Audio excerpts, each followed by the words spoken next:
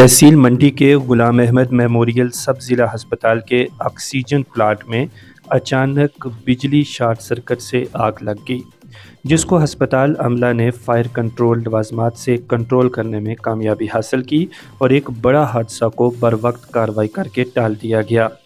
अमला के एनी शाहिदीन के मुताबिक ऑक्सीजन प्लांट में लगे बिजली कंट्रोल बोर्ड में अचानक आग के शोले नमूदार हुए और धुआं से चारों तरफ खौफ व हरास फैल गया, जिसको देखते हुए जम्मू कश्मीर पुलिस की टीम ने बरवक्त कार्रवाई की और मौका पर पहुंची, लेकिन फायर सर्विस गाड़ी के आने से पहले ही आग पर काबू पा लिया गया था। लोगों ने अस्पताल अमला की बरवक्त कार्रवाई की सराहना करते हुए कहा कि बरवक्त कार्रवाई करके जानी और माली नुकसान को बचा लिया गया है।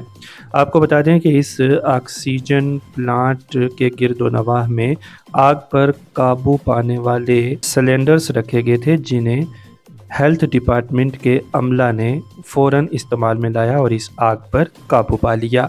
मंडी से देखिए रियाज मलिक की ये रिपोर्ट।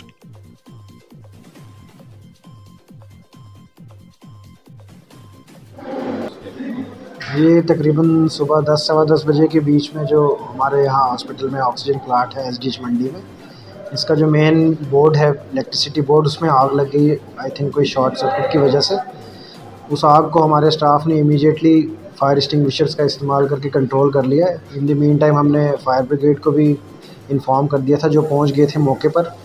पुलिस की टीम भी पहुंची है। अब इसकी इन्वेस्टिगेशन की जाएगी कि आग लगने की वजह क्या थी।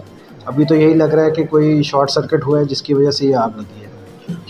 अभी तो जो उनका मेन जो इनपुट बोर्ड है जहाँ से इलेक्ट्रिसिटी सप्लाई होती है वो पूरा जल गया है, लेकिन यह है कि एक बड़ा हादसा होने से हमारे स्टाफ ने बचा लिया है, क्योंकि अगर अंदर पूरे ऑक्सीजन प्लांट में आग लगती तो काफ़ी नुकसान हो सकता था पूरे मंडी टाउन। फिर तो पूरी मंडी टाउन को नुकसान होने का बहुत रिस्क था, क्योंकि ऑक्सीजन जो है बहुत इन्फ्लेमेबल होती है, तो ब्लास्ट हो सकता था काफ़ी बड़ा।